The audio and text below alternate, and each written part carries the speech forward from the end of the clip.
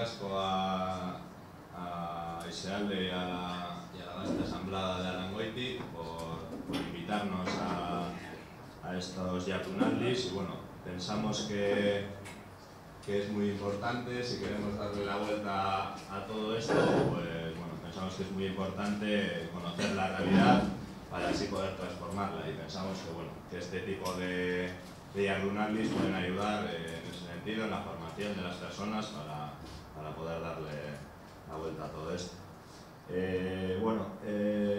Hemos estructurado la charla más o menos en 5 puntos: una introducción, un pequeño repaso a la crisis económica, la crisis en general, y luego pues cómo nos afecta todo esto en Euskal Herria, para luego al final pues bueno, las conclusiones y tal. Yo voy a ir hablando, si hay alguna duda, puntualización, lo que sea, me interrumpís sin ningún problema, ¿vale? Como hemos visto en el documental La historia de las cosas, vivimos en un planeta finito, pero el capitalismo actúa como si viviéramos en un planeta infinito, y para ello pues tiene que explotar y precarizar. Y esto lo que trae al final es una dualización de la sociedad. Por un lado las personas que tienen muchas cosas, que cada vez son menos, y por otro lado las personas que tenemos cada vez menos cosas y que cada vez somos más. El capitalismo está produciendo un proceso de empobrecimiento en amplios sectores de la población. Cada vez son más los sectores que se ven afectados por todas estas políticas que vamos a ir viendo. En 1960, el 20% más rico del planeta ganaba 30 veces más que el 20% más pobre. En 1990, ese 20% ganaba ya 60 veces más. Y en el año 2000, la diferencia es de 82 veces más. O sea, como vemos, todo esto va creciendo. Hoy en día, el 15% del planeta, que controla el 71% del Producto Interior Bruto Mundial, vive a costa de explotar al 85% restante, que sobrevive con el 29% del PIB mundial. Entonces, bueno, como se ha visto también un poco aquí en el vídeo, podemos decir que el objetivo principal del capitalismo es aumentar la acumulación de beneficios, se basa en eso.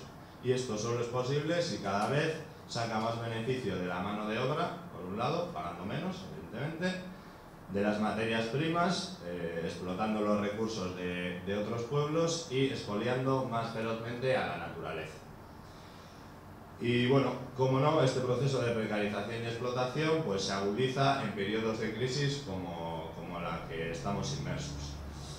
Pero bueno, no pensamos que esta sea una mera crisis económica, financiera o de deuda pública, como nos quieren hacer creer. Pensamos que nos encontramos ante una crisis sistémica.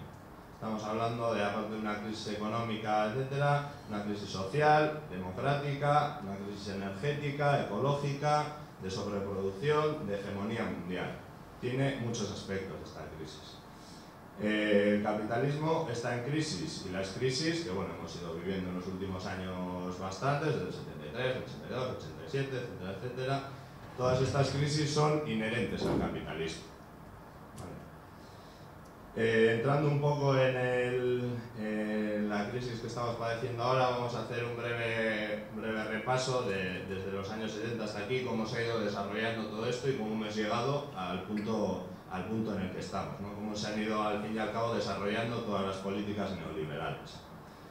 En los años 70 apareció lo que se llamó la crisis del petróleo, que lo que generó es un descenso de la tasa de rentabilidad de las inversiones. Entonces, en estos momentos, el capital necesita de una nueva política económica para poder seguir acumulando beneficios. Y es en este contexto donde aparece el neoliberalismo, con su ideólogo Milton Friedman y la escuela de Chicago a la cabeza un poco.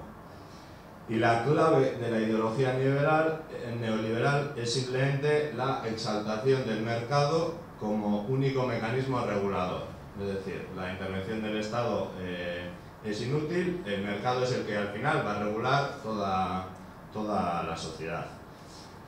Y el objetivo de esta ideología es simplemente la recuperación de la tasa de rentabilidad que tenía el capital hasta esos momentos.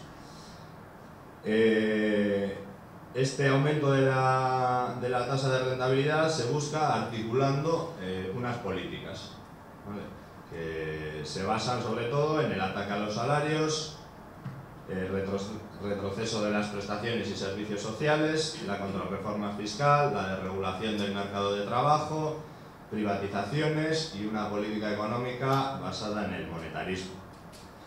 Bien, esta ideología neoliberal poco a poco se va introduciendo en varios países. Empieza un poco en Chile, en la época de Pinochet, da el salto a Estados Unidos y al Reino Unido de la mano de Ronald Reagan y Margaret Thatcher en los años 80, para tomar cuerpo teórico global, digamos, en el Acuerdo de Washington de 1990, ¿no? Tras los ejemplos que hemos mencionado, se va viendo cómo se van implementando todas estas políticas neoliberales. En el Acuerdo de Washington de 1990 pues ya se establecen un poco más, que es precisamente el modelo que se impone a los países miembros de la Unión Europea en el Tratado de Maastricht de 1992. En el año 2000, con la estrategia de Lisboa, en Europa se da una segunda fase de reorganización del sistema público. Hemos dicho que la ideología neoliberal, pues bueno, el retroceso de las prestaciones y servicios sociales era una pata fundamental. Pues se da una nueva vuelta de tuerca en el año 2000 con la estrategia de Lisboa, sobre todo para responder a los intereses de los lobbies europeos. Y para ello, pues ahonda en todas estas políticas neoliberales que hemos comentado. Pues más recursos públicos para intereses privados, creación de la necesidad de consumo, como hemos visto también aquí en el documental, ¿no? Al final el consumo es lo que mueve en muchos aspectos todo esto, pues incrementar esa necesidad de consumo mediante la obsolescencia programada o subjetiva que hemos estado viendo. El impulso de una fiscalidad favorable al capital, que de esto ya vamos a hablar un poco más adelante, de la fiscalidad, ¿vale? Y todo esto acompañado de una privatización creciente del sector público para convertir servicios públicos como la educación o la sanidad en nuevos paraísos del mercado privado. ¿Esto a qué nos lleva? Pues a ahondar en todas las consecuencias que genera esto en la sociedad. Se da una mayor desconexión social y una aceleración de la concentración de riqueza. Es decir, cada vez menos gente tiene más riqueza en su mano. Y que además esta riqueza la va desviando no a la economía productiva, sino a la ingeniería financiera globalizada, ¿no? Al final, a especular con ese dinero. Bien, la crisis financiera que acabamos de padecer comienza a gestarse en el 2001. En el 2001 se da un pinchazo de la burbuja tecnológica, de Internet, las nuevas tecnologías, y hay una fuerte caída en la bolsa. Entonces la respuesta política ante este hecho es la bajada del precio del dinero. De esta manera se inyecta masa monetaria al sistema y se abre una nueva vía de acumulación o de especulación, en este caso, en vez de las nuevas tecnologías como había sido hasta ese momento, en la inversión en ladrillo, es decir, en la construcción.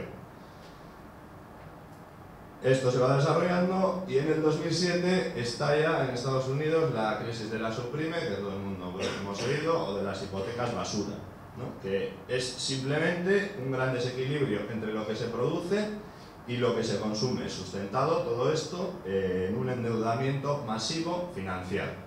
En estas épocas, del 2001 al 2007, los créditos que daban los bancos pues no pedían apenas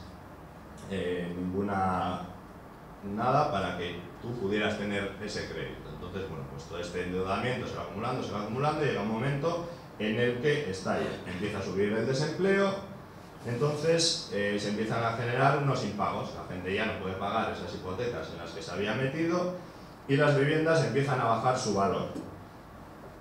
¿Y qué es lo que pasa? Que la banca no puede recuperar todo el dinero que ha ido prestando. Ante esta situación, lo primero que hacen es intentar ocultar intentar ocultar lo que está pasando. Llega un momento en el que esto es imposible y lo que hacen desde el sistema financiero es exigir al sector público que trasvase dinero público, es decir, el dinero que ponemos entre todas, a sus negocios privados.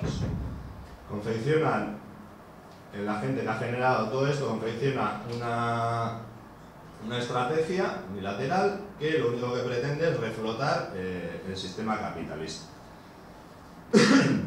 Es decir, hasta esos años que ha habido unos periodos de gran acumulación de riqueza, se han privatizado todos esos beneficios, se lo han llevado unas pocas personas. Y en estos momentos que se está dando que la acumulación empieza a decrecer, lo que pretenden es socializar las pérdidas, es decir, entre todo el mundo paguemos sus juegos.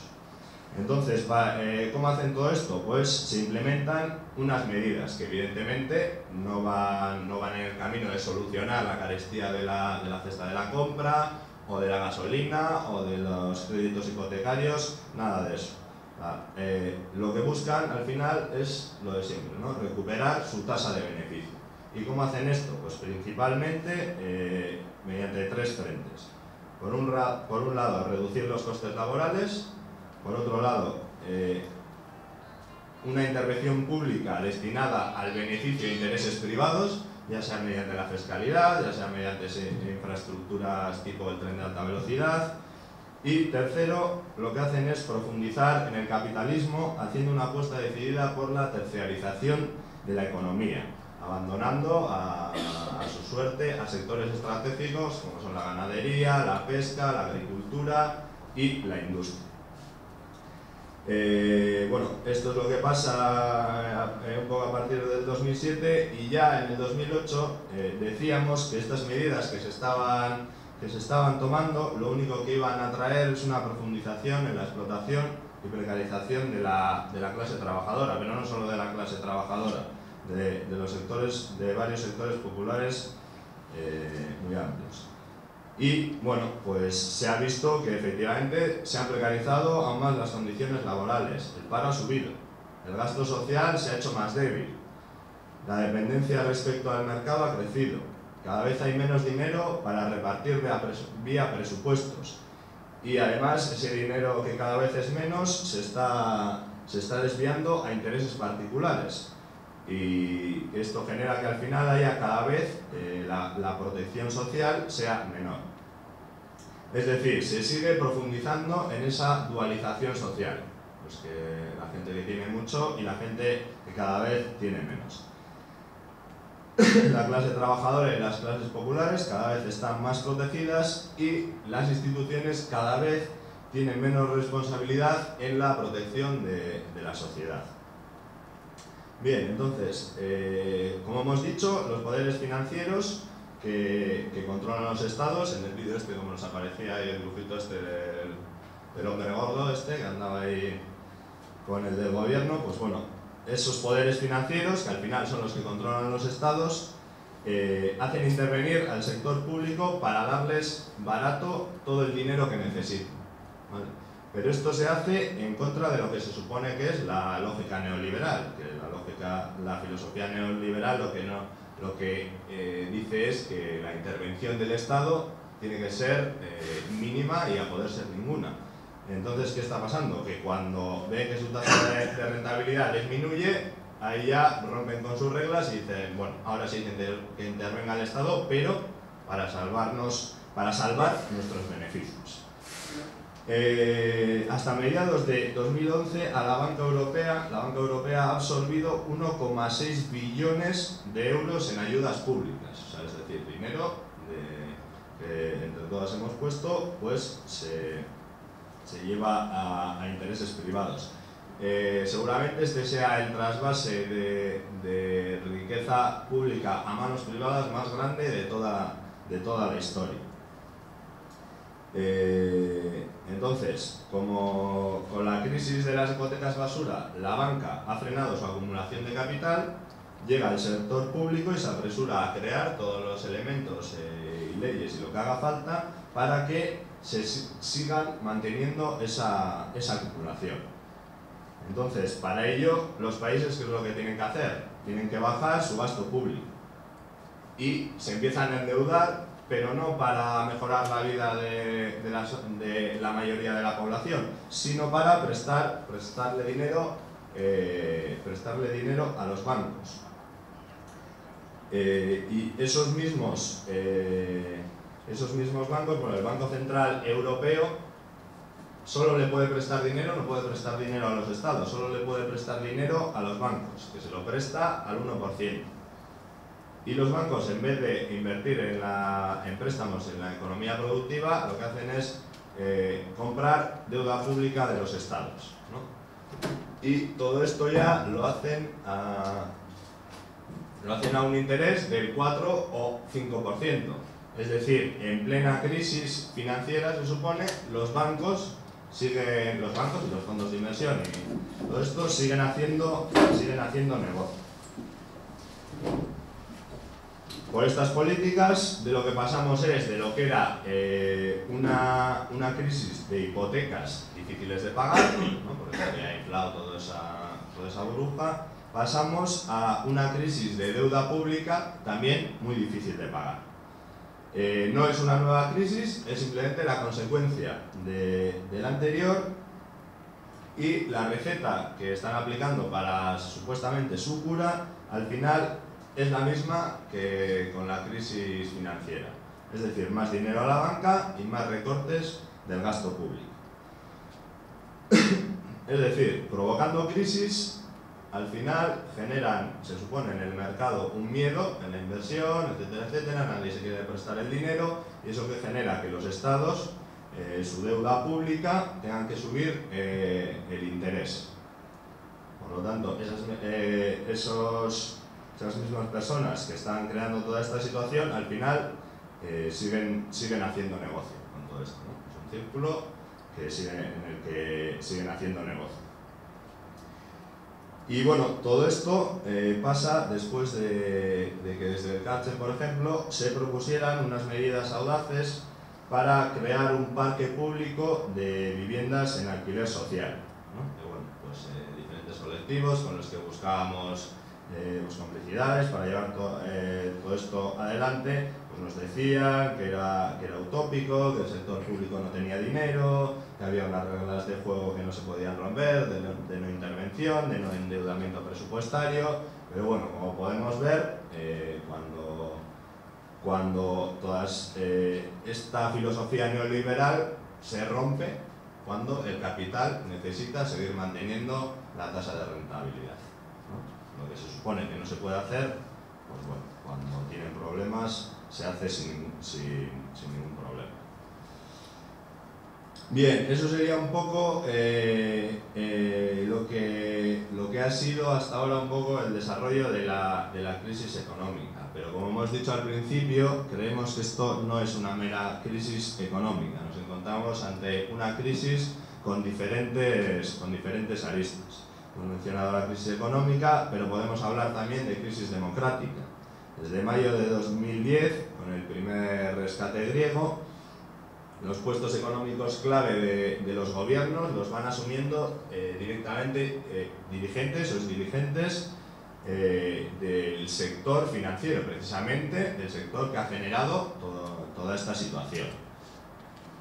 En Portugal, Dinamarca, Suecia, Letonia, bueno, al final en al menos 14 de los 27 países que integran la Unión Europea, los ministerios de Economía, Finanzas o la presidencia del Banco Central se han cubierto con exbanqueros y exgestores de estos fondos de inversión que han sido los causantes de esta crisis.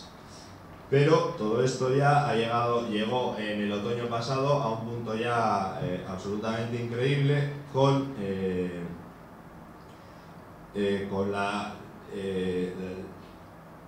la destitución, digamos, de los dos primeros ministros en Grecia y en Italia, Giorgos Papandreou y Silvio Berlusconi. Son sustituidos sin ningún tipo de consulta popular, ni acuerdo parlamentario, ni nada de nada. Son sustituidos directamente por unos tecnócratas, Lucas Papademos y Mario Monti, que son dos ex altos cargos de Goldman Sachs.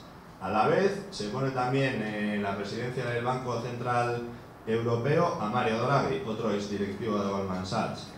y se pone también de cabeza a la entidad marcada por el G20, se supone, para reformar el sistema financiero mundial, pues se supone que algo ha fallado ahí y tal, pues bueno, en esa entidad se pone también como cabeza a Mark Carney, también otro ex de Goldman Sachs. Y Goldman Sachs, pues bueno, como ya sabréis más o menos, junto con otros grupos, pues es uno de los mayores grupos inversores del mundo. Al final, la cabeza o los dirigentes de lo que se viene llamando el mercado. Bien, todo esto nos lleva a decir que estamos ante un auténtico golpe de estado financiero, además perpetrado precisamente por las personas que nos han llevado a esta situación. Se está dando una creciente simbiosis entre gobernantes y el sector financiero, que en el mundo anglosajón hay una expresión que lo define muy bien, que es la puerta giratoria. Es decir, directivos del sector financiero pasan a ocupar puestos claves políticos y dirigentes o gobernantes que han estado gestionando las instituciones a lo largo de esta crisis dan el salto al mundo de las finanzas. Bueno, entonces, crisis democrática, pero también podemos hablar de crisis energética o ecológica. El petróleo es una fuente de energía en la que este sistema se basa, y no solo el petróleo, hay otras fuentes de energía o materias primas que están llegando a su fin, porque no hay más. Por otro lado tenemos la huella ecológica. La huella ecológica de los países llamados desarrollados es mucho mayor, como bueno, he explicado un poco también en el vídeo, la huella ecológica, ¿no? Pues los residuos que generamos, de dónde cogemos las materias, a dónde echamos los residuos que generamos. Bueno, pues esa huella ecológica es mayor de la superficie de esos países, de estos países llamados desarrollados. Pero también podemos hablar de una crisis alimentaria. Ahora con el mercado, digamos que hay como miedo, no se sabe qué invertir, pues bueno, el capital empieza a necesitar nuevos nichos de especulación. Al final lo que estamos diciendo todo el rato, ¿no? Hay que recuperar esa tasa de rentabilidad, cada vez más ingresos. Y esos nuevos nichos especulativos, además de la privatización de los servicios e infraestructuras públicas, pues está empezando a encaminar a los alimentos, el agua y las semillas, ¿no? Las semillas, ahí tenemos el ejemplo de las empresas farmacéuticas, todo lo que hacen y tal. Entonces, estos elementos, el alimento y el agua, se consideran que empiezan a ser, aunque no tengan por ahora por lo menos una rentabilidad muy grande, son inversiones, digamos, seguras, ¿no? Todo el mundo tiene que comer, todo el mundo tiene que beber agua. Entonces, bueno, al final, pues se empezará con otra rueda de estas burbujas que irán. Y todo esto en un mundo en el que casi 1.000 millones de personas pasan hambre. Bien, en definitiva, el objetivo de todas estas políticas neoliberales que las clases dominantes y sus representantes político-institucionales, que en el vídeo veíamos muy bien dibujaditos, como un hombre más gordo y otro de la mano, el de las instituciones, estas medidas que vienen aplicando, lo único que buscan, como hemos dicho, es aumentar la acumulación de beneficios. Y esto solo es posible si cada vez se saca más valor, por un lado, de la mano de obra. ¿Cómo se hace esto? Pues pagando menos y recortando salarios, tanto directos como indirectos en forma de gasto social, o los salarios diferidos, como las indemnizaciones y las pensiones. Por un lado, sacando más valor de la mano de obra. Por otro lado, de las materias primas, explotando los recursos naturales de otros pueblos. Y si hace falta una agresión armada, pues no hay ningún problema. Ahí tenemos los ejemplos de Afganistán, Irak, recientemente Libia, y ya veremos si Irán también se une a esto. Y por otro lado, expoliando, más si cabe, ferozmente la naturaleza. Vale, sobre estos tres pilares es la única forma que tiene el sistema para seguir acumulando, o sea, explotando esos tres pilares, aumenta el capital sus beneficios. Por ello, por un lado, están pisoteando los derechos, fruto de la lucha que se ha llevado a cabo durante décadas por los sectores populares y obreros, y por otro lado, ya se han lanzado sin ningún tipo de pudor a privatizar los espacios que habían permanecido, por lo menos hasta ahora, fuera de esta lógica mercantilista, como es la educación y la sanidad.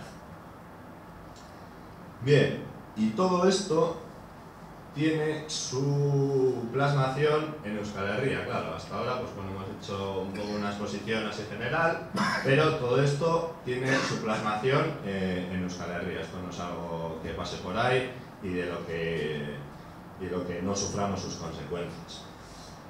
Entre 2002 y 2008 las rentas más altas han aumentado el 114%, y en Vizcaya, que es el herrialde con mayor concentración de riqueza y que además tiene más de un tercio de la población de Euskal Herria, este aumento ha sido del 126,5%. En la declaración del IRPF del 2009 fueron 205.000 personas las que declararon ingresos anuales inferiores a 13.200 euros. Y todo esto hay que tener en cuenta que seguramente será más del doble de esa cifra que acabo de decir, porque salvo en algunas excepciones, con rentas inferiores a 21.000 euros no hay por qué hacer la declaración de la renta. Por un lado, esas 205.000 personas, que serán el doble o más, que tienen ingresos inferiores a 13.200, y por otro lado 8.700 personas que declararon ingresos superiores a los 90.000 euros anuales. Bueno, pues ahí ya se va viendo un poco la dualización esta de la que estamos hablando, cómo se plasma en Euskal Herria, aquí donde vivimos. Y mientras tanto, mientras eso pasa por un lado, los salarios y las pensiones han perdido valor adquisitivo. La subida del IPC real es mayor que la subida que han ido teniendo tanto los sueldos como las pensiones. Se ha congelado el salario mínimo interprofesional, la primera vez que pasa esto en 40 años. Se congelaron también las pensiones y se han endurecido mucho las condiciones de jubilación con la reforma de las pensiones de hace poco, ¿no? Al final, lo que lleva es a un aumento de los años de cotización y a una disminución de las pensiones. Para hacernos una idea, en Araba, Vizcaya y Guipúzcoa, de Nafarroa no tenemos datos, el 1,67% de la población controla el 44,78% de la riqueza. Y mientras tanto, el 8% sobrevive con ingresos inferiores a 500 euros al mes. Y un tercio de la población, que se dice rápido, pero un tercio de la población, estamos hablando de cerca de 900.000 personas, viven por debajo del umbral de la pobreza, que desde el Cartzen establecemos en el 37,5% del Producto Interior Bruto per cápita, que a día de hoy son unos 963 euros.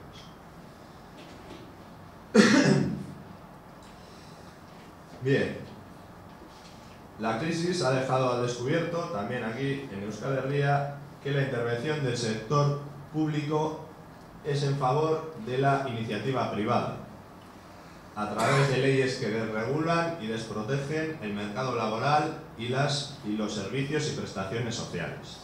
Y todo esto se hace mediante el sistema judicial, penalizando la disidencia, y por otro lado a través de los presupuestos, endeudándose todo lo que necesita el capital para poder mantenerse en pie. Es decir, se está precarizando a golpe de ley.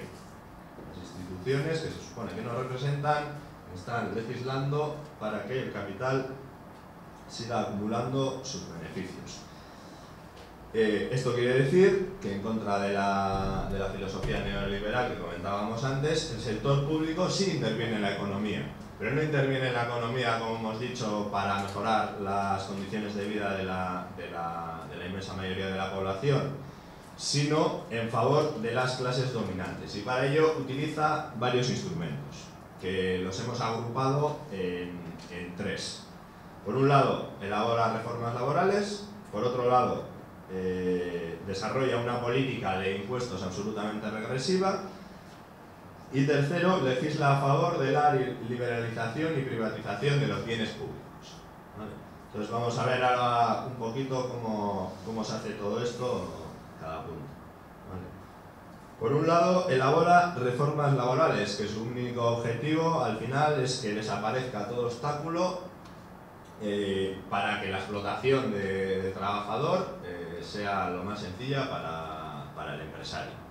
En 2010 ya vivimos la anteúltima reforma laboral, ¿no? Que bueno, pues ante la situación de despidos masivos que se estaba dando y tal y cual, pues bueno, esta reforma laboral lo que hace es que abarata las indemnizaciones por despido, por un lado. En muchos casos tenemos que pagar nosotros esas indemnizaciones vía Fondo de Garantía Salarial, vía Fogasa, es decir, lo que los empresarios no pagan, ya lo pagamos entre todos. Se les abre la veda completamente ya a las empresas de trabajo temporal y se legalizan las agencias de colocación con ánimo de lucro, que hasta ese momento no eran legales, son legales las de sin ánimo de lucro. Y como no, los empresarios reciben más ayudas, se bonifican en las cuotas empresariales a la seguridad social. Bueno, esta reforma que nos prometieron que lo que iba a hacer era mejorar la contratación, al final lo único que ha sido es un instrumento para que la patronal siga aumentando los despidos y la precariedad, ¿no? Y bueno, al final pues tenemos un dato, que es el del paro, que evidencia todo esto muy bien. En el 2007 había 95.200 personas paradas en Euskal Herria y en noviembre del año pasado estamos hablando de 190.800 personas. A día de hoy ya estamos hablando de 211.000, ¿vale? Pero la clase empresarial, no satisfechos con esta reforma laboral, introduce en la agenda legislativa de Rajoy como primera medida una nueva reforma laboral. Entonces, bueno, voy a comentar unos puntos. Esto, bueno, ya algo conoceremos de todo esto. Al final, pues bueno, ahí andan los sindicatos también haciendo su trabajo. Pero bueno, al final esta nueva reforma laboral a lo que nos lleva es más facilidad para despedir y más barata. Se abarata la indemnización por despido improcedente. Ahora ya, si durante 3 trimestres seguidos la empresa tiene una bajada de beneficios, o sea, que no unas pérdidas, sino una bajada de beneficios, eso se considera como una razón suficiente para despedir a la gente, es decir, despidos procedentes. Se elimina la intervención de la autoridad laboral en la resolución de los ERES. Las ausencias justificadas al trabajo, es decir, las bajas por enfermedades o accidentes no laborales, pueden ser por sí solas causa de despido. Es decir, si en 2 meses consecutivos estás 8 días sin ir al trabajo, ahora ya te pueden despedir tranquilamente. Y bueno, y más medidas, ¿no? Al final, facilidades para despedir más barato. Por otro lado, la contratación es más precaria. En las empresas de hasta 50 personas, que son el 98% de las empresas en Euskal Herria, en el primer año no tienen que alegar ninguna causa para despedirte ni tienen que indemnizar. Se da una flexibilidad unilateral de las empresas, es decir, la dirección de la empresa podrá acordar modificaciones sustanciales de las condiciones de trabajo cuando existan probadas razones económicas. Bueno, ya vemos, en el punto anterior ya hemos visto a qué le llaman probadas razones económicas.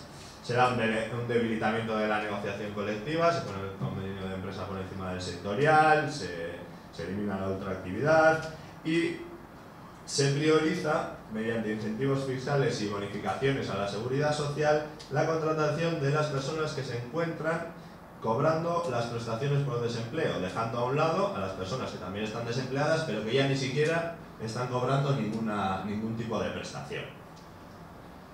Entonces, esto es lo que las instituciones, el sector público, ¿no?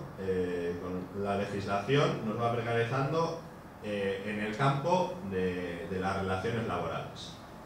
Luego hemos mencionado la política de impuesto regresivo y para eso, pues bueno, tiene diferentes mecanismos. Uno, en 2010 sube el impuesto del IVA del 16% al 18% y en el 2012 ya se prevé que vuelva a haber otra subida del IVA.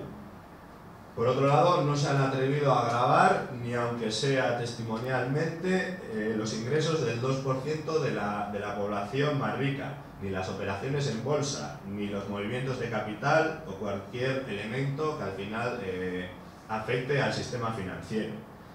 Los fondos de inversión patrimonial y los fondos de pensiones privados siguen tributando al 1 y al 0% respectivamente, a pesar de que son focos de especulación muy grandes, frente al 23% mínimo de tributación sobre las rentas del trabajo en el IRPF. 3. El peso de los puestos indirectos. El peso de los puestos indirectos en el 2008 era del 46%. En el 2012 estamos hablando ya del 54%.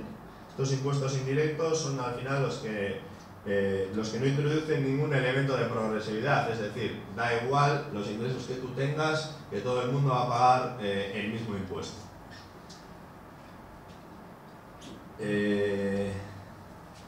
El impuesto de sociedades, por otro lado, el impuesto de sociedades ha ido descendiendo en Euskal Herria el 47% desde 2008, siendo muy destacable el descenso en Nafarroa, que llega casi al 55%.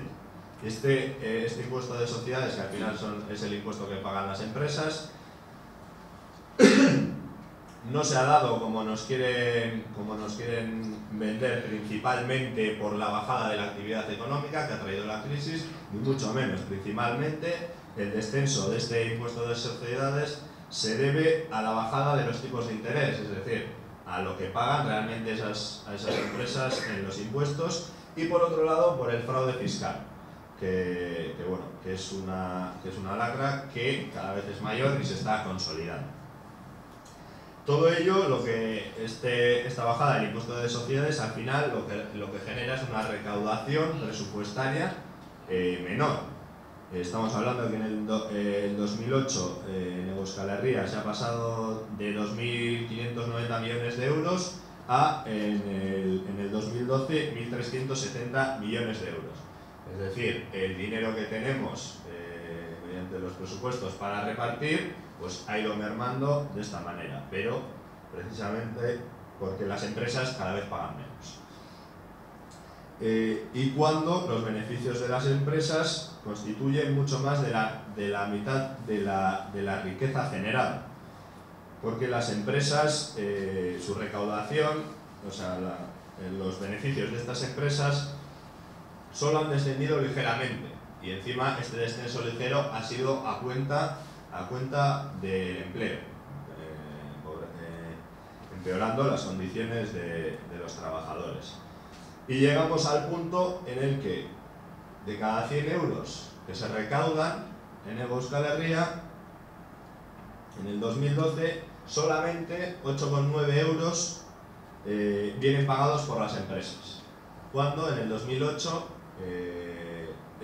eran 14,45 euros. Es decir, las empresas cada vez pagan menos cuando encima el presupuesto cada vez es menor.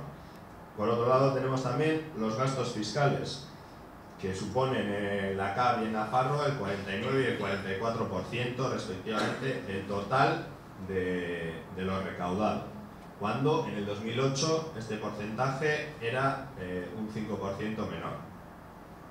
Lo que al final demuestra que, a pesar de la crisis, los gastos fiscales, lejos de acortarse, van ganando peso.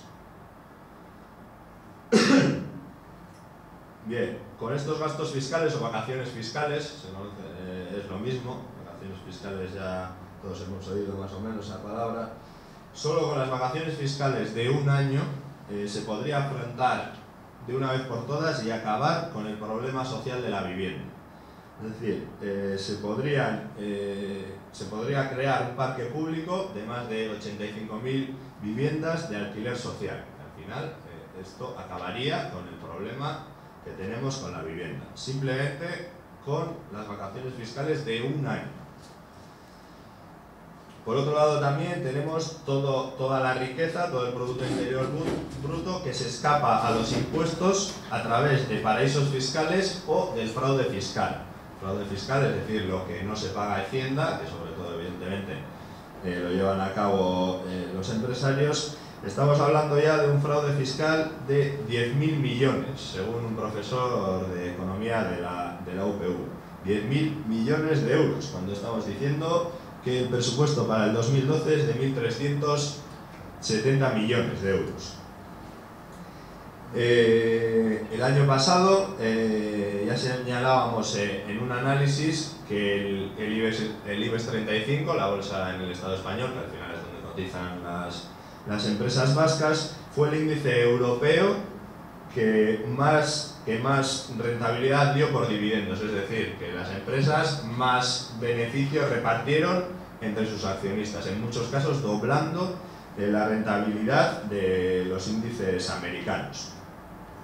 Pero no solo eso, o sea, aparte de repartir cada vez más beneficios a los inversores, el 69% de estas empresas que están en el IBEX 35 tienen negocios en paraísos fiscales. Y dentro de estas empresas tenemos empresas vascas como Iberdrola, Renovables y BBVA, que por ejemplo este último banco tenía depósitos en las Islas Caimán por valor de 12.600 millones de euros. Para que nos hagamos una idea de las cifras, hablamos de un fraude fiscal de 10.000 millones, el BBVA que tiene 12.000 millones por ahí y el presupuesto de Euskal Herria para este año es de 1.300 millones. Texas es la primera entidad financiera en Texas. El BBV es la primera entidad financiera. Para que veamos de lo que estamos hablando y qué proporciones hay entre todas estas cosas. Bien, todo esto nos lleva a que la riqueza al final se concentra en muy pocas manos. Y un buen ejemplo para ver un poco de esto y cómo hemos estado hablando de los impuestos es, pues al final, cómo tributan 10.000 euros. 10.000 euros y tributan, claro, porque si los he evadido con el fraude fiscal, pues ya ni siquiera eso. Pero vemos que 10.000 euros no pagan los mismos impuestos, vengan de donde vengan. Si provienen del trabajo asalariado, tributan al 23% desde el primer euro. Es decir, yo tendría que pagar 2.300 euros de esos 10.000 euros que ganan. Por otro lado, si vienen de alquileres inmuebles, tendría que pagar el 18% del 80% del alquiler. Por ejemplo, si tengo alquilada una vivienda y me están dando dinero. Es decir, esos 10.000 euros que yo he conseguido, por tener alquilada una vivienda, por ejemplo, tendría que pagar 1.400 euros. Y si los consigo de intereses bancarios o de pelotazos urbanísticos, estaríamos hablando del 18%, es decir, 1.800 euros. ¿Vale? Es decir, se grava más, o sea, pagan más impuestos el trabajo asalariado que lo que vienen siendo ya operaciones especulativas o simplemente de movimiento de capitales. De 100 euros que se recaudan a día de hoy, de cada 100 euros que se recaudan a día de hoy en Euskal Herria, 74 vienen del IVA y del IRPF. Y como hemos dicho antes, solo 8,9 de esos 100 euros vienen del impuesto de sociedades, es decir, de las empresas. Bien, entonces hemos mencionado las reformas laborales, la política de impuestos regresiva y por último tenemos la legislación a favor de la liberalización y privatización de los bienes públicos. Como hemos dicho, el capital ya está dando el salto a estos aspectos que hasta ahora, por lo menos de alguna manera, se habían mantenido un poco fuera de esa lógica mercantilista, ¿no? Pero bueno, ya se está dando el salto hacia estos nuevos nichos de rentabilidad, ¿no? Y esto también se hace, como hemos dicho hasta ahora, a golpe de ley.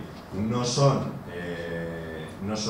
medidas legislativas muy dramáticas ni muy fuertes así de repente, pero bueno, se van introduciendo cada vez medidas que lo que hacen es, pues al final, liberalizar y privatizar lo que son estos bienes públicos. La sanidad, bueno, pues ya sabemos todo el mundo cómo está Osakidetza, sus listas de espera, etcétera, etcétera, pero no solo eso, sino que ya se están subcontratando un montón de servicios en Osakidetza y cada vez más, y no se hace inversión en ellos, sino que se subcontrata a clínicas privadas muchos servicios, o los comedores en los hospitales, ¿no? En Nafarroa ya también se está empezando a privatizar todo ese tipo de servicios y a subcontratar con todo lo que ello acarrea. Otro dato, con el adelanto de la jubilación de los médicos, que ahora se ha adelantado de 70 a 65 años, lo que he dicho así pues parece una buena medida. Si esto lo unimos a que la tasa de reposición, es decir, ahora ya en la administración pública no se llenan todos los puestos que por jubilación o por bajas o lo que sea se han quedado libres. La tasa de reposición en este caso es del 10%, lo que al final lo que va a traer es que la CAP perderá un 10,3% de sus médicos, y en Nafarroa este dato es del 7,6%. ¿Vale? En educación un poquito lo mismo. ¿Vale? El ratio del alumnado por aula sube, los refuerzos a los IRACASLES cada vez son menores, las sustituciones en educación secundaria, por ejemplo, se cubren a partir del sexto día, es decir, están ahí los IRACASLES pues 5 días sin IRACASLE. Y bueno, y de la vivienda pues ya hemos hablado un poco, ya sabemos que la vivienda pues al final han convertido en un sorteo, ¿no? Lo que se supone que es un derecho. Y todo esto lo hacen a través de los presupuestos, reduciendo el gasto público, ¿no? Si reducimos el gasto público, al final todo esto empieza a funcionar cada vez peor y lo dejamos todo ya en manos de la iniciativa privada, que nos va a hundir cada vez más. Entonces, bueno, pues para terminar, con todos estos mecanismos, al final se está extendiendo la precariedad a todos los aspectos de las condiciones vitales de los sectores populares.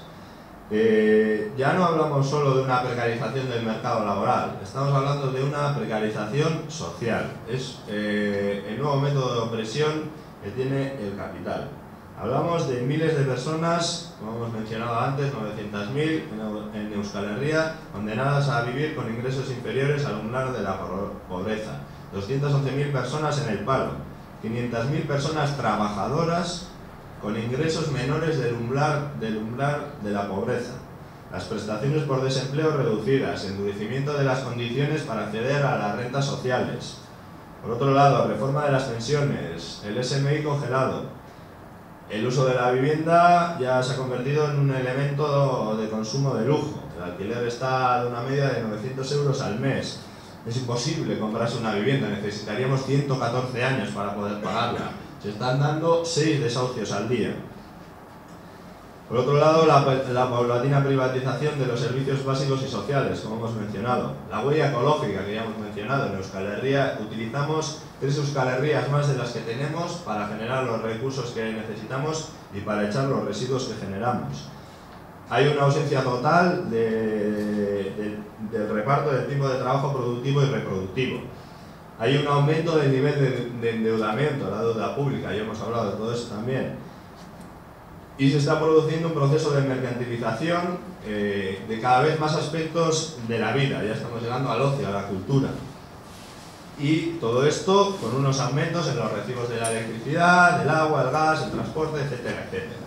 Es decir, cada vez son más los sectores sociales que nos vemos afectados por esta situación de miedo, eventualidad, inestabilidad y desamparo. Y esto nos empuja, al final, a aceptar la sumisión y la explotación, ¿no? Como nos hacen querer ver que no tenemos otra salida que aceptar esta sumisión y explotación, provocando una sociedad y una clase trabajadora cada vez más disgregada y sometida, siendo las mujeres, los jóvenes y las personas migrantes al final los sectores que con mayor crudeza sufren los efectos de la explotación y el proceso de precarización de este sistema que padecemos. Entonces, ante ante este expolio masivo de lo común y de lo público para privatizarlo, que al final sería un poco el resumen de lo que estamos diciendo, ¿no? Aquí se está dando un expolio masivo de lo común y de lo público para privatizarlo. Ante eso, ante la mercantilización de todos los aspectos de la vida, ante el supuesto estado de bienestar, que no es más que de malestar, ante la paz social que nos quieren vender, que no es más que una guerra soterrada contra la inmensa mayoría de la población, ante el miedo y el desamparo, ante la violencia del capital, tenemos que plantar cara a esta situación, ¿no? Y pensamos que para ello es muy importante la formación, como hemos dicho al principio, y este tipo de actividades. Tenemos que reforzar las redes de solidaridad, porque tenemos fuerza, como se ha visto en varias ocasiones, la última en la huelga general del 29 de marzo, porque tenemos fuerza y porque tenemos alternativa, como vamos a ir viendo en las siguientes dos charlas que están programadas. Y eso es un poco todo.